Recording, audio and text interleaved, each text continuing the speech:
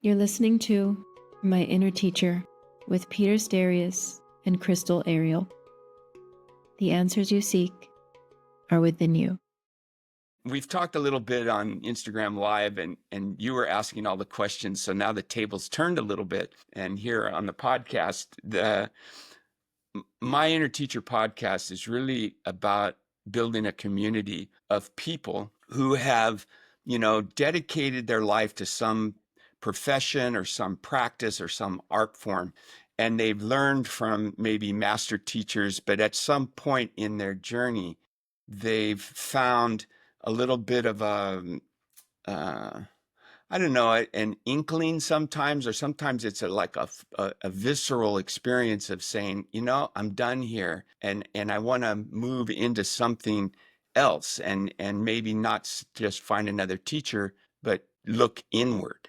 And this podcast is really a brainchild of, thanks to Crystal and her husband Israel, who's our tech guy in the background, who's making it look like it's a simple thing. And both Crystal and I love the fact that there's someone like Israel behind us, because I wouldn't have the IQ for it. But thank you for being here. We want to start a little, we've done this quite a bit, with a little story that you can share for us and for the listeners, how this pursuit of yoga or a spiritual life, how it woke up for you. Like, at what age were you when you started to realize that there's a little bit more to life than, going to school or whatever, you were doing when you had that awareness? Well, first of all, thank you for having me. I feel very honored to be asked things about my life.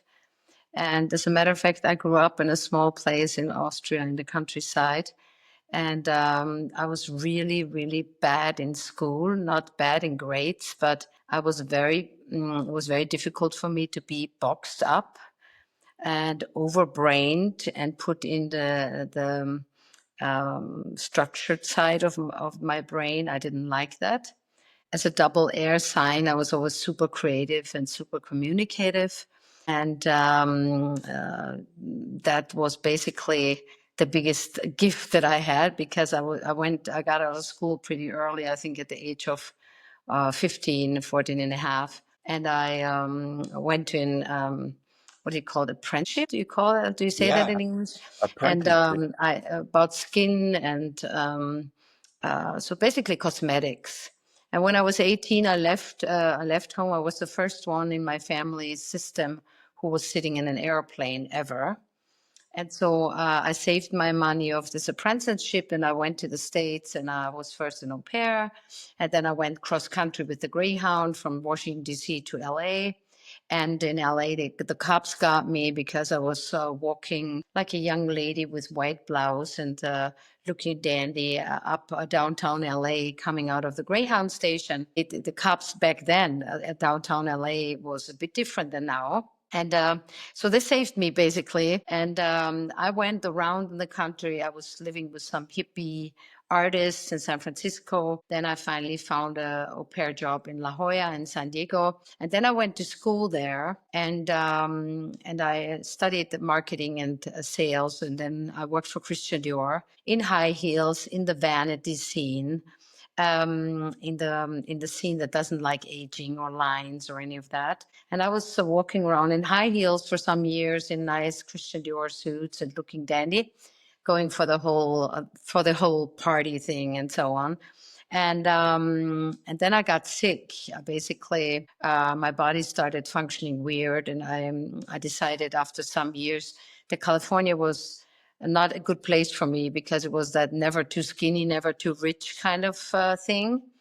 And I went back to Europe with my boyfriend then, and went in Paris. I did some working still for, well, back then in LA for Christian Dior, San Diego for Christian Dior. And then I did some freelancing, and I thought Europe is going to save me because I'm from Europe. And basically, I got even more sick because I was allergic to all kinds of food, and I have a double scoliosis and a long leg and a short leg, and basically weird kind of body situation. And then they tried to do all kinds of things with my body, and it just didn't work out. And after not being able to walk anymore, not in high heels, not in loafers, not in any kind of shoes, I decided to go back to Vienna. And a friend of mine told me, well, I should go to Sweden because there's a health institution for Oriental medicine.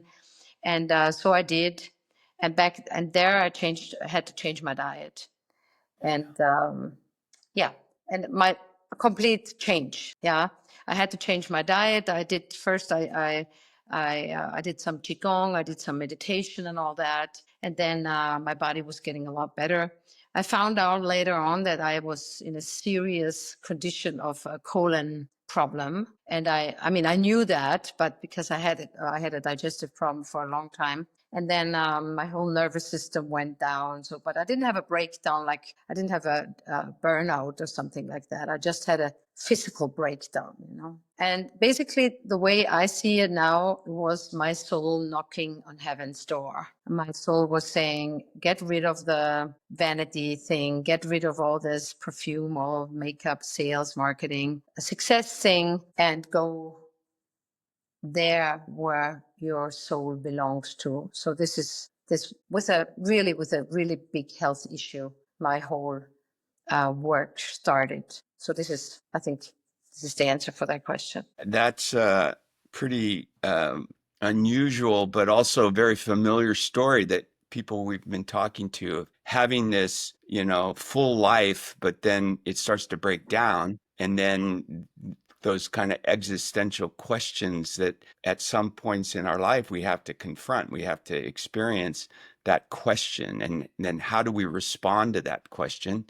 I think that's the magic, let's call it, that, what is it that showed up, the Oriental medicine school, how did that come to you? Well, it could be luck. It could be, some inner intelligence or some divine intelligence that's just guiding you, whatever that means for you or for others, that we get input and then it's our choice to respond to it.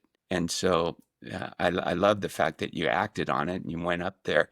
Did you, the Qigong, was the movement something new for you, or had you a physical, exercise was part of your life up at that point? Well, the physical California exercise, I was training for half marathon. I was doing all kinds of weights.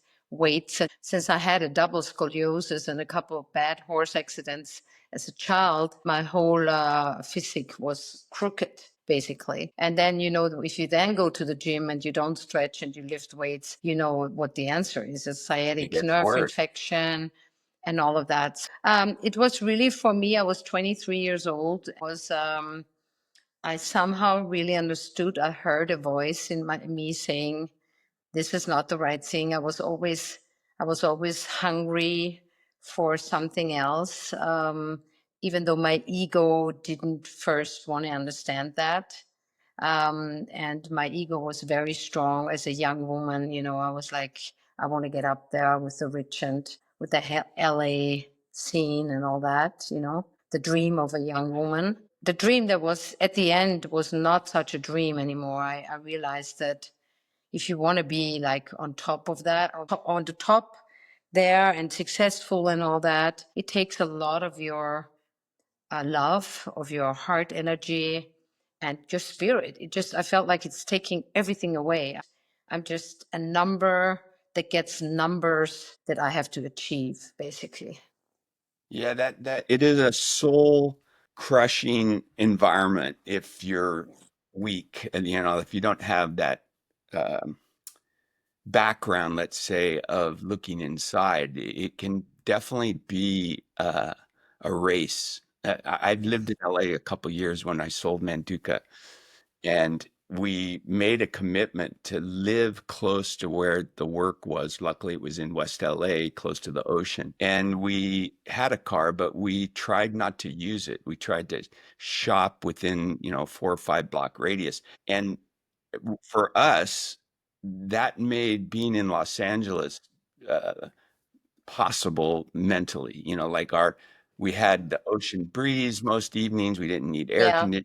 And that was, we set that up to be that way, but we were very happy when that tour of duty for 2 years was over and we moved back up here to San Luis Obispo. I really think it's not, really where you live.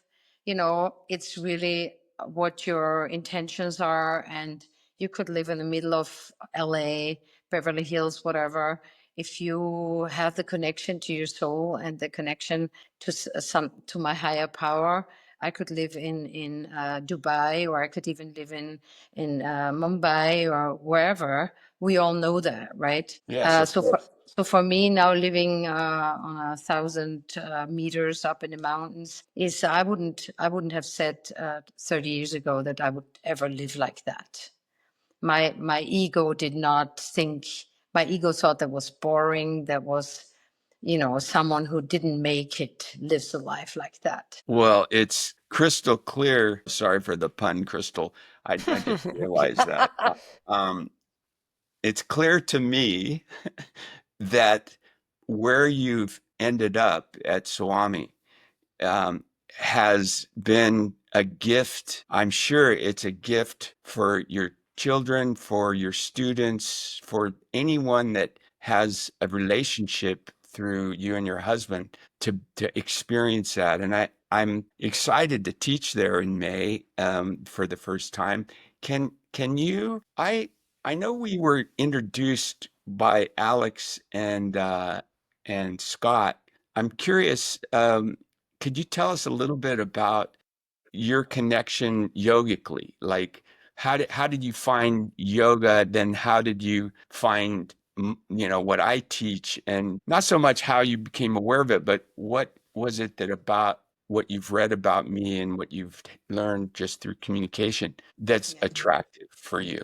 So first of all, I want to just say that I feel like that you are to me the kind of guy that if I could hug you over the phone, I would hug you. It's that kind of, it's like too bad that doesn't really work, because I don't know. It's just I feel like I know you from another life. It's like you could be my brother, or I would really think more like my brother. Same. I feel the same, especially when you started talking about my teacher Shandor and the fact that you've interacted with him at times in your life. And to me, that's just like, oh my gosh, we do have a thread that connects us. So, and I look forward to learning more when I'm there. My first teacher was Bikram Chaudhary. So Bikram, because I came out of the vanity business. So first I had a holistic plant food restaurant in Vienna. Then I couldn't cook anymore after 2.5 years of making 150 meals a day and feeding children and all that kind of stuff. I thought I'm going to get sick again after learning all of this healthy stuff. After I healed myself, I did a training up there. And so I decided to have an office in Vienna for consultations for people who are not healthy, children, adults, and so on. But anyway, after some years, I decided to do it. A friend of mine called me from LA and she said, I'm doing this yoga teacher training. And she was the wife, now the ex-wife of a friend of mine who has now a yoga studio in La Jolla, California. As a matter of fact, my son just did the teacher training there, his first when he was 20, with this teacher, with my first teacher. And his ex-wife called me and said, I'm doing a teacher training at Bikram and you should come. And I said, yeah, I'm done with cooking. Why I'm traveling there? So I did the teacher training, which was tough as yeah, and I don't need to tell you anything about the philosophy. Everyone is aware of that kind of yoga. And I brought it over with my husband to Vienna, opened the first Bikram yoga studio. We had 1,600 people a month. It was like the big boom. Newspapers were writing about us, and it was like I was teaching 2 to 3 Bikram classes a day at 38 degrees Celsius. Wow. And you know how it's all smoggy and wet and, a bit smelly and so on. And then I had to break down again because, I'm a super achiever personality.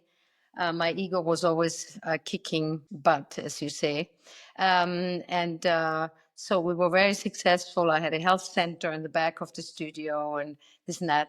And then I lost my first baby. And I thought, wait, I'm studying Buddhism. I have studied Eastern healing methods. I do yoga every day. I meditate every day, and I'm losing my first baby. And so I was like, okay, this is another breakdown. I think I need to look at this closely again. So I got out, took about a year of a break. I went to Angela Farmer by accident. Yeah. Another friend told me I should go to Anna Forrest, and I was looking for Anna Forrest, but I found Angela Farmer because I thought AF. I couldn't remember quite what the name was. So I found That was Angela universe Farmer. working, wasn't it? That was universe That working in your favor, I think. again, imagine I go to Anna Forrest, coming, from this tough childhood, tough everything, So I went to Angela Farmer and she said to me, well, when I first saw you, I thought she's either going to walk out after the first half hour or she's going to cry for 3 weeks. And I cried for 3 weeks.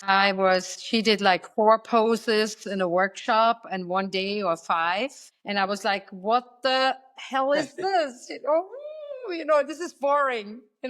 But I did it, and I cried a lot also because I lost my baby. And then I knew that why I lost my baby, because I thought I was skinny. My body was cold. My kidneys were cold. And I thought, well, if I would be a baby, I wouldn't want to grow up in a completely skinny woman with 6-pack belly and, like totally trained. Yeah. So that was the next station there for me. Wow. Yeah. And then I learned a lot from Angela Farmer. I followed her to Harbin Hot Springs, California, up in Calistoga, there after Calistoga. And then I realized, well, I don't want to have anything to do with the kick-ass yoga anymore. I want to go deeper. And and then I studied with different people, went for a little bit to Ashtanga, trained Ashtanga. couldn't like stay with Angela Farmer style, so I went back to little Ashtanga, and then I had my 2 children. Everything went well, home birth, everything was good. Breastfeeding forever was good. So it was more my soul path walking in, and that's when we decided to build a home for people who want to develop deeper than just doing fitness or just jumping around, which is not bad. I don't want to put that down. I think there is something for everyone. There's a yoga style for everyone at a certain time. And then there's a certain time to let go of the teacher, of the yoga style, and kind of find your own thing. And really, what I realized through my Buddhist studies, Theravada Buddhist, Jack Kornfield area, and all this. I don't know if you know Jack Kornfield. I realized that I have a gift to the world. I have my soul is has a big gift to give, and that's when we decided to build Swami. Wow. That's a big leap of faith, isn't it? Yes. Fantastic. Crystal, And I then saw how you did you meet nodding a lot. Peter? Yeah, huh? And then how did you meet Peter? How did you find your way to him? Well, I had this people in Munich, and Alex back then. First, I don't know. I think I know, they were here with the Jivamukti group, I think from Munich, and that's when I met them. And a couple of years later, one of them got quite sick. Yeah, And since I work with people with face diagnosis and all the things that I learned over the years, I had honor to tell her a little bit what to do to cope with that illness. And somehow that connected us. And then one day she just told me about this Peter guy, you, Peter, and told me all about you. And then somehow I don't know, I looked you up, and I think I called you right away or something like that. yes, that's what I remember too, that you reached out and I told you, well, this is lovely. I'll send you a copy of my book. And then I think I forgot, Yes. right? I didn't actually send it. And then somehow we reconnected again. So, yeah. Yeah. And then when I read the book, then I was like, oh my God, this guy is just on my kind of line. I liked it. And all the things you write about, the sense of humor. And, I was with different teachers who were good yoga teachers, but I didn't feel like they had a sense of humor. I felt like it was dogmatic. I mean, really, I think the yoga teacher that influenced me mostly is Angela Farmer. Because she was also, with Iyengar, she was also with Patavi Joyce. And one day she was walking through India. That's how I understood it. And she found paintings of women doing yoga. And I think that's when basically she realized, that the women do yoga before the men ever did. And it just turned out to be this patriarch thing where you have to do like complete straight stuff and complete alignment and everything very, well, not bad, but just very, very male, I would call it, very structured. And I liked that she that she really passed on her own style and her own process. That really touched me. That touched me the most, really. Especially when you realize that she didn't start out that way. Her yoga journey was pretty much Iyengar yoga. Yes. That transition from what she learned and what she's teaching. As a matter of fact, Crystal, I think we should invite Angela onto the show. I was going to say, we should probably do because that. Totally.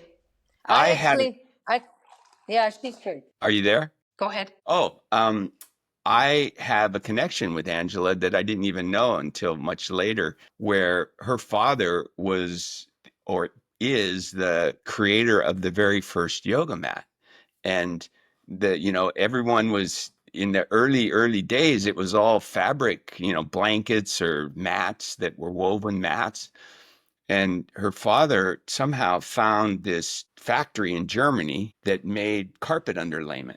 And the carpet underlayment was this toxic little thin piece of PVC pastel green. My first studio here in San Luis Obispo, we had them as studio mats, and they peeled. The little flakes of PVC dust were all over the floor. And after every class, we had to sweep it up, but it was better than nothing, So we thought that there was some cushioning to the floor, even though they were only, less than 3 millimeters thick, less than an eighth of an inch. So that connection, I realized after I showed up at the factory in Germany where Manduka mats are made, and I realized it's the same factory, and that Wow. the carpet underlayment that Angela's father found, what I found was the backing for AstroTurf. The factory made the substrate for artificial grass and plastic grass, basically. And that was, quite a connection. And when we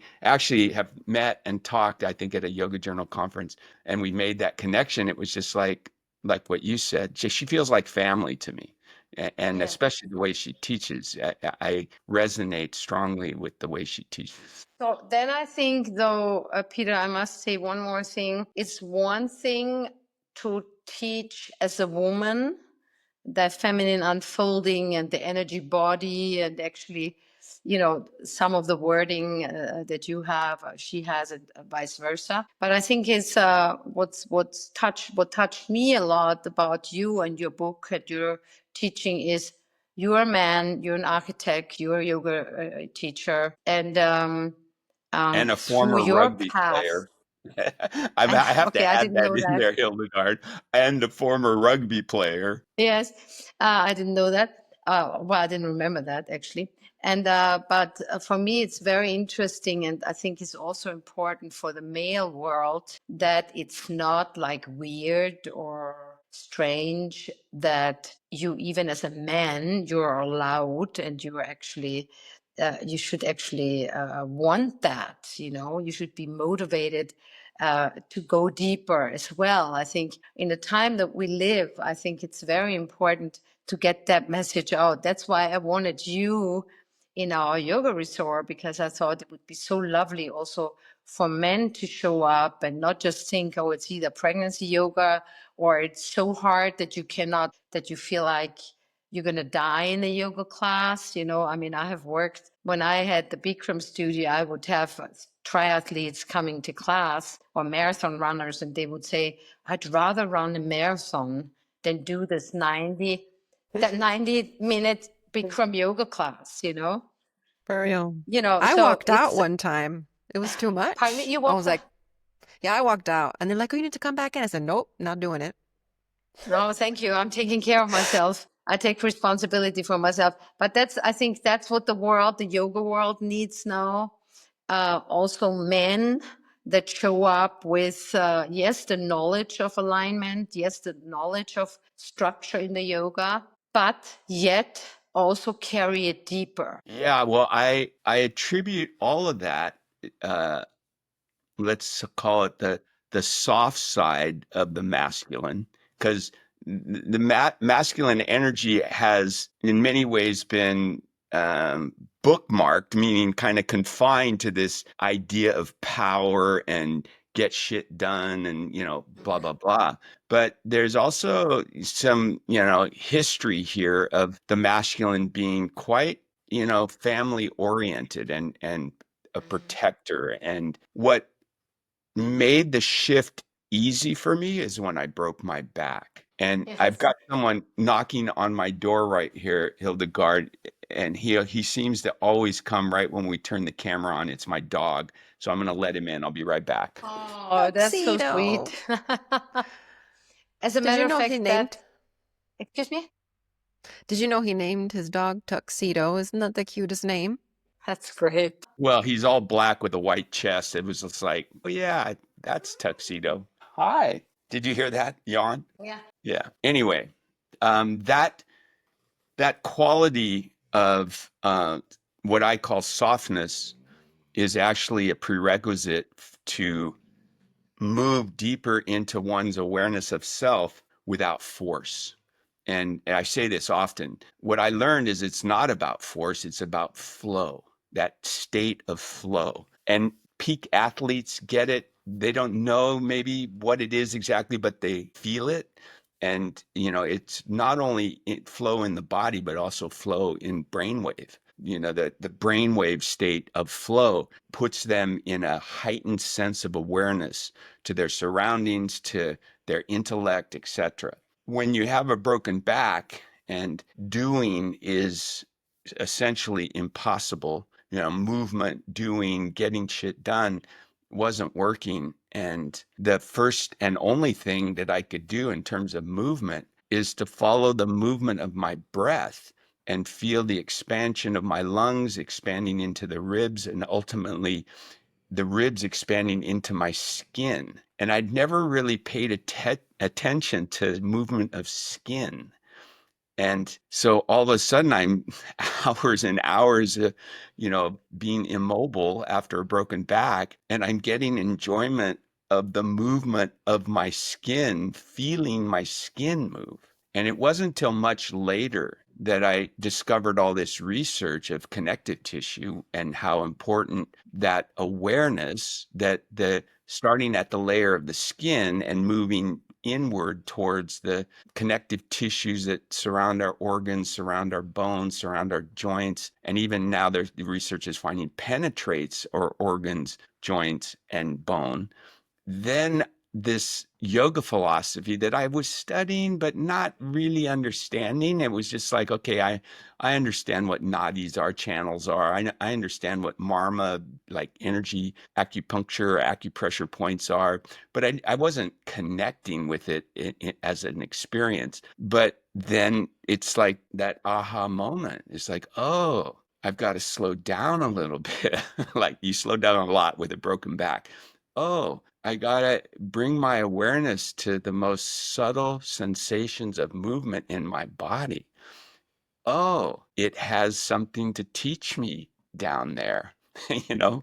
So this was the bonus, let's call it, of breaking my back. Like when I, at my lowest moment, right in the beginning of that, where I just see my yoga teaching career evaporating, I am now seeing how beautiful that progression was to go to the bottom of my emotional residue, let's say, and see it clearly what it is, and then kind of float up with these new sensitivities, these new applications of movement and mind, and then to reintegrate that back into movement in a yoga, on a yoga mat. And that's, essentially, Hildegard, that process is what I've been teaching now for the last 15 years. This awareness of the subtle body, what the yogis call the subtle body. And I'm excited to share it in your studio when I get there, and hopefully through this podcast, we'll generate some interest for people that are ready for a similar kind of journey into the center of themselves. And I don't know if you noticed that little logo on our screen here on Riverside, the app, but that icon for the Inner Teacher Academy that I started is a labyrinth. And that is what our focus here is about, that point where we decide to enter and take the journey to the center of ourselves, and which is the symbolism of a labyrinth. And I think that's especially now. I think it's a very important thing, because we're living in a time where everything is so fast. With all its advantages and all its disadvantages, I think it's very important for us to go down into deeper and really find the I am. And I told you before, I broke my spine, vertebrae 3 times, 2016. So that's also what it's a connection that we have. Yeah. And I was drilled. I had sticks that made the vertebrae hold again. Titanium stuff. And the yoga and the breath, like you say. I mean, if I wouldn't have known yoga, I probably would have been in a wheelchair, or just not even. I think one thing that was the most important decision, I couldn't have healed it myself because it was it was broken, unstable. So the pieces were rubbing on the cord. What is it called? The Spinal cord. Spinal cord, yeah. And just because, they made me stiff for 1 year in my lumbar area, and I couldn't really twist or anything. But because I was so used to doing twists and all that in my yoga, I immediately knew, okay, I'm going to get this stuff out, even though the doctor said I should keep it in. I should keep it in for my life, for the whole life. I should not take it out again.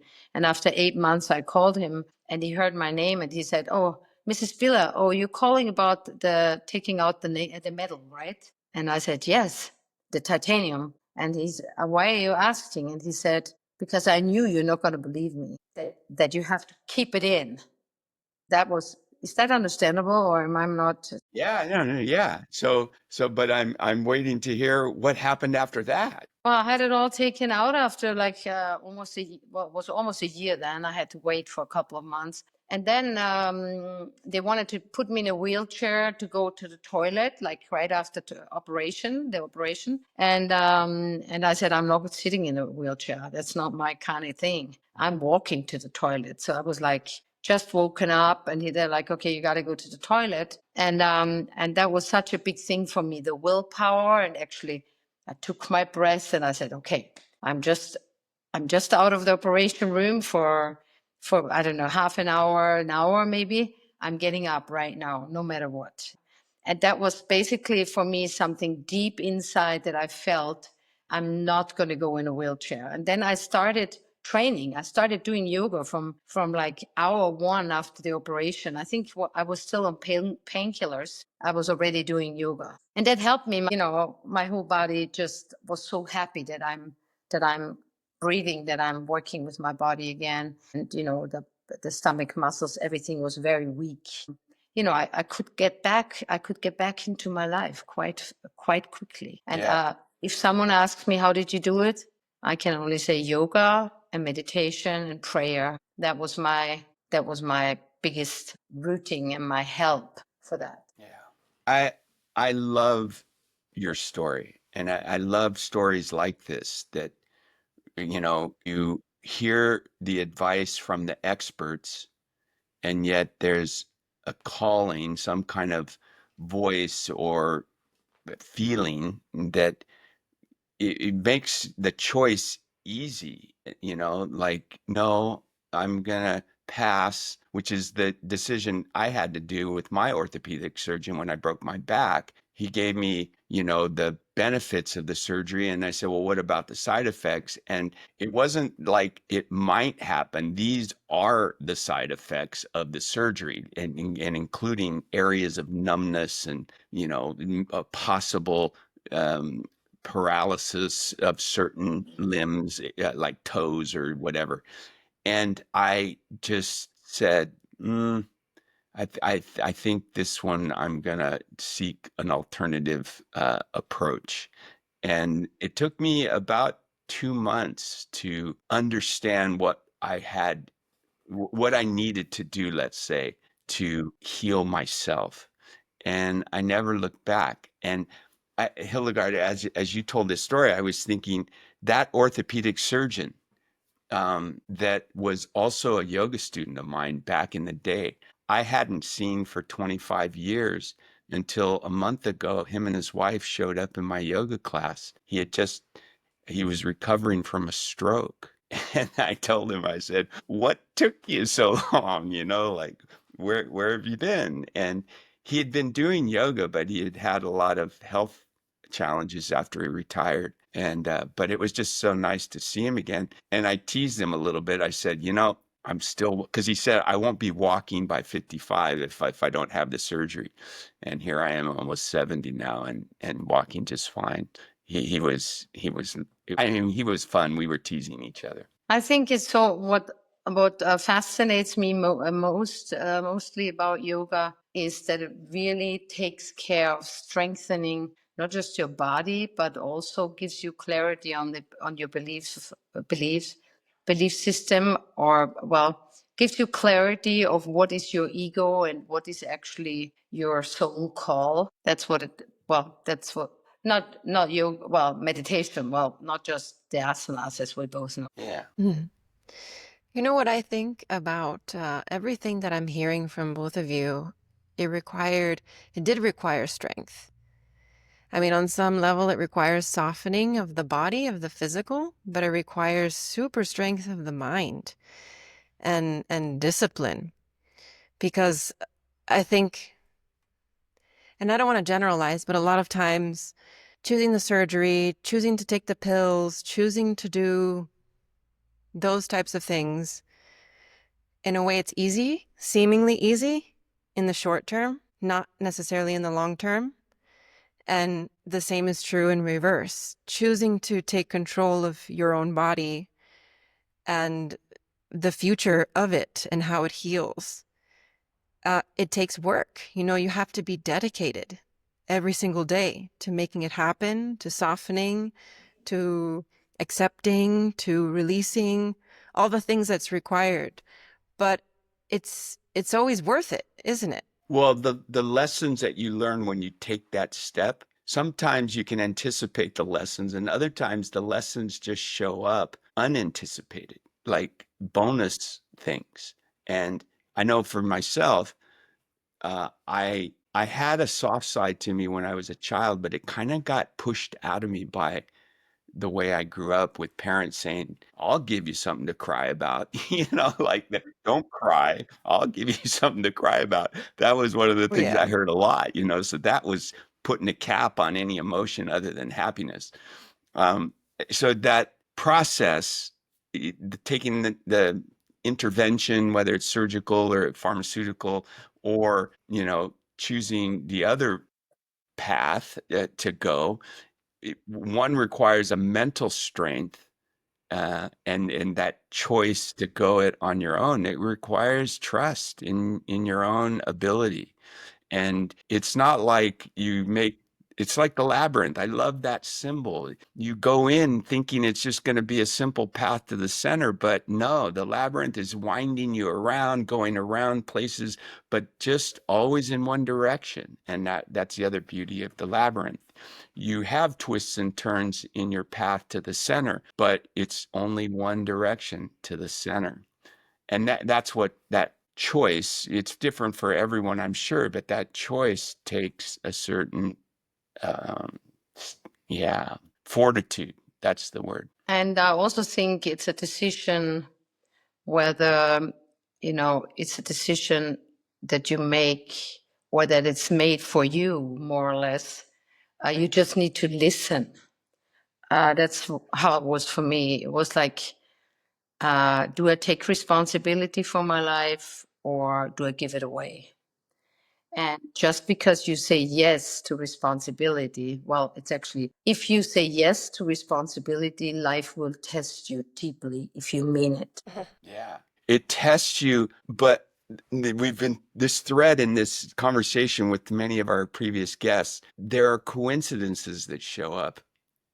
There's a test, but then there's those other things that kind of show up unexpectedly. And those unexpected things that show up, in my experience, have been wonderful, And sometimes it's just picking up a book that you see lying in a doctor's office, that's sitting on the side table of the chair and going, wow. And you open it up randomly to a page and there's a paragraph that you're reading that I've had this happen so many times. I just kind of look for it sometimes, but just random page, open the book, and here is exactly what is appropriate to be thinking about or taking action on right there. So that those are the little patterns and signals that I have gotten more skillful at, let's say, seeing on my own journey at this point, is I notice coincidence. I notice things that show up unexpected. And that really gives me confidence to keep moving towards this awareness, this voice, whatever it is that you relate to as the inner teacher. Yeah, the inner teacher is very quiet. That's why our ego sometimes tries to diminish it on the surface, from the ego on the surface. And I find it very interesting that this quiet being in us, that it's so much smarter than anything else. It's just, for me, it's just amazing. And I heard an amazing quote. I think it was one of my Buddhist teachers that said, the ego is protecting the soul without knowing it. And that is such an amazing, if one imagines that sentence, that our protective behaviors, call it the ego, it's acting like it's protecting something really precious, but it doesn't know the being of the precious. Yeah, And I that is think the word in English being is there's a noun version of it and there's a verb version of it. And oftentimes, I've experienced when people use this expression human being, it's in the noun. But in my yoga studies, and especially within the subtle body anatomy of our bodies, being is a verb and it's states of being. And, we have this state of being that's physical, but then we also have this energetic state of being, or this psychic emotional state of being, or this intelligent state of being. And the best one, well, not the best, let's say the highest one, is this bliss state of being. And this was an unexpected discovery as I was writing my book. I had done a lot of study in subtle body anatomy in times in India, and then also for the book. And I started to think about this highest state of being. What brings it about? And the yogic philosophy is that we have a central channel called Sushumna. The Sanskrit word is Sushumna, which means central channel. But I was curious writing my book, well, the central channel I get, but what does that Sanskrit word mean? So I went to the Sanskrit English dictionary, and like many of the Sanskrit words, depending on the context of how it's used, it has different meanings. I think all languages have a little bit of that, but Sanskrit in particular there's a lot of it. And so I'm going through the list of possible definitions of Sushumna, looking for something more than the central channel. And, about 31 or 32 definitions down, I see what I was hoping to find. Kindness. Why is kindness so powerful in the central channel? Think about it. I mean, even when I pronounce that word kindness, I get a little flutter of warm and fuzzy inside. And what is it? What is the act of kindness? It's, this offer to others less fortunate than yourself, to a gift. And to me, this profession, let's call it, of teaching yoga is this calling that I've come to discover within myself of offering what I've learned as a gift to others less fortunate than me, and hopefully people that don't have to break their back to discover what I discovered. Wouldn't you agree, since you've broken your back? Oh, yes, for sure. But one thing I also know is that you develop best and fastest if something gets broken in you, be it a bone or be it your ego.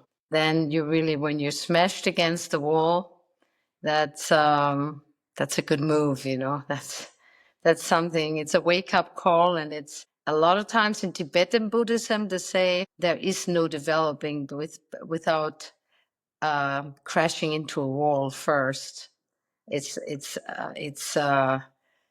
harder. Let's put it this way. I think there is development on a deeper level, but I think it's a lot easier when something is really pumping into you or you're really getting hit. I think that Yeah, it's a wake-up call. pain is an incredible motivator. It's an incredible motivator. And oftentimes the response to pain is anger, like, why did this happen to me? Or, and anger is not an emotion that you should try to get rid of. It's an emotion that you should try to understand and harness. And it's an incredible motivator when you're angry, and as long as you understand how to apply the response, and it's not screaming at other people, that doesn't work. It's motivational. It's like, okay, it's time to live this life. It's time to take in a way that step out of dependency on someone else or something else. And that to me has been, I consider breaking my back a gift. I consider, and honestly, I can't imagine I would be here right now if I hadn't. I know I wouldn't have. I might have been able to do things that, magical yoga postures and things like that, but not with the understanding that I have now about the subtle body, about what happens in these states of being beyond or beneath the physical. Yeah, and the kindness, like Dalai Lama says, kindness is my religion, or love is my religion. And it always starts with kindness towards ourselves. And I think when you break your back and you're really, really suffering, the anger is not going to help you so much. Yeah, at one point in time you're broken into pieces, and if you have enough kindness with yourself and enough compassion, that's where the healing starts initially, be it psychologically, be it spiritually, be it physically. It all starts with kindness, of my understanding. I totally agree. That was something that I didn't really understand growing up. Kindness towards yourself. What does that mean? Crystal, were you going to say something? I felt like I cut you off there. No? I was going to say something, but it was related to experiencing the pain. There was this documentary from Ram Dass, Going Home. And when he has the stroke, and he says, I do not wish you the stroke, but I wish you the grace of the stroke. Yes. And so that's I super heard that. powerful. Yeah, fantastic. It is no accident that my book title, Gravity and Grace, why grace? Why is that word in there? And I totally understand what he means. Grace is what I've said often, and I write about in the book is, gravity and grace are two invisible forces. And we think about gravity, there's no ability for us to perceive it other than to just feel it in our bodies and intellectually know that it's keeping us grounded on this planet, keeping us from floating off into space. But what evidence do we have? Where does it come from? That science is still trying to figure that out exactly. I mean, they have formulas for why mass, the planet has a force that's sucking things to it, which is these little fleas called human beings that are walking on its surface. Grace, what I understand it to be, is also this energy that the human species, and maybe all species, have, where there's an attraction, like a force of attraction, like gravity, that's invisible. Science hasn't really discovered how to talk about it, but it's been changing with quantum physics, that they're starting to understand this attraction at a non-physical level, like vibration or wave. To me, this is what the yogis are teaching about connection to the divine or connection to the inner teacher. We have this ability to experience grace with intuition, that these messages that come, and however you're oriented, the grace of God, the grace of soul, the grace of, inner teacher, the grace of intuition, all these things, it's as real as gravity for me. And to me, that's the byproduct, let's say, of the practice of yoga and also breaking my back. I want to ask you both about the retreat, because we're getting to the end, and I want to make sure that we Sure. can really dive into like what's going to happen at this retreat. Well, I can tell you on my side of the equation, but what I'm really excited about is Hildegard's cooking, because I've seen the photographs on her website, and it's just like, oh my God, I might actually spend a week in Austria and lose weight instead of gaining weight. So on the yogic side of things, it'll be, a regular series of classes throughout the week, a morning practice and an afternoon practice, and then time for hiking or enjoying the facilities on this beautiful property, and communicating with people from hopefully all over the world coming to enjoy Hildegard's beautiful property. Hildegard, do you want to add something to that? Yeah. So Swami is a place that came out of what I told you, the story of my life and with my husband. And he was ill too at the age of 38. And he was a businessman, and they wanted to take out both of his hips. And then he changed his lifestyle, started bicycling, started doing yoga, started eating plant food. And now he's 69, looking dandy, and he's in best shape. He didn't have hip operation, nothing. And so we both built our dream, something that we want to, in deep thankfulness, and want to pass on to people that come to Swami. And I was taught to be a healing chef. So I used to cook for, be it cancer patients, AIDS patients, very ill people. Then after a while, I can still do that, and I do a very balanced organic plant food. Also looking which yoga style is it? What does the teacher teach? Does it need to be this food or that food more? And very important also, the balance of plant food is so important, because otherwise, if you just eat a vegan cheese or vegan sausage or whatever, that's not necessarily healthy. Yeah. And I cook everything from scratch, and we sing while we're cooking, and it's sometimes a mantra music, and we have our always a candle lit. So it's basically nourishment. I wouldn't even call it food. It's nourishment on all levels. That's my first book, is called Nourishment on All Levels. My second book that I wrote is called Time to Heal. And it's always the food, the colors, the smells, the different spices. It's like a dance. It's like a tango argentino. It's something that should touch you. It's people say when they eat our food, they say, I want to take you home, which is very, like, yeah, I don't think so.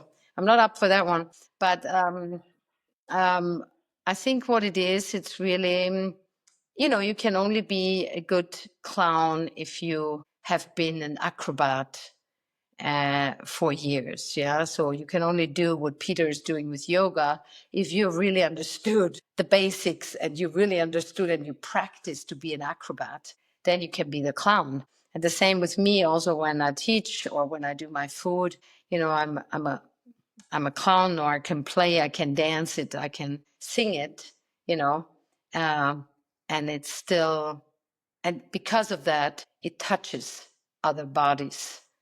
And it touches also the soul. So, and this is what for us with Swami, that's what we want to do. We want to, when people leave, we want to have planted a seed that something big will grow in them, changing their diet, doing more of Peter's yoga, laughter, fun, nature, water drinking out of your shower hose, the shower thing, shower head, it's called. The water is beautiful here. That you can drink the water out of the lake, for example. Yeah. So it's very, very clean. It's a serene little mountain village up here. And I just think that we flow together. And you've ever danced the tango argentino, which has no steps, so to say. It's basically, let's get close to each other and walk each other. That's the line that I learned from my tango argentino teacher. It's like this, and this is, I don't know if you can, if you feel what I mean.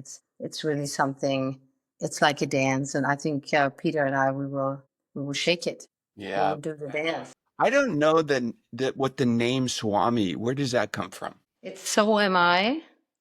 It's so am I in one word. And then there's another thing to it. It's Radha Swami Deva Devi, Radha Swami Satnam. It's a Sanskrit mantra. And it means to be connected with all higher powers, with all gods, with all goddesses. This is the mantra. And so it's a Sanskrit word. And in English, it means so am I. And in an African language, I don't know if you know that song, Jerusalema, there is Swami in there, and it means let's walk together. What a great word. Yeah. It was coincidence. It was our favorite. It was our favorite mantra. It was our favorite mantra when I was pregnant to our first child. And when I lost our first child, we said we have to do something with that Swami. That's where it all comes from. Nice. Hildegard, thank you for being our guest. It's been wonderful. I'm even more excited. I'm off to India tomorrow for 3 weeks. But I'm so excited that you're my first stop in Europe. So I look forward to hugging you. Yeah, same here. I look forward to hike. You're going to stay a little longer, or we come before, I can't remember now. But we'll be doing some fun hiking and jumping in the lakes and eating apple strudel together that I make from scratch for you. Can't wait. Gosh, I need to go to all these retreats. Jeez. Yeah. It was lovely Crystal, meeting you, hop Hildegard. on in. I know. I got to just add it. I just got to add them all. Thank you so much for being with us. Thank you. That's it for this episode. Be well and stay open to the teacher within. If you've enjoyed our time together, follow or subscribe and stay tuned for upcoming chats you don't want to miss.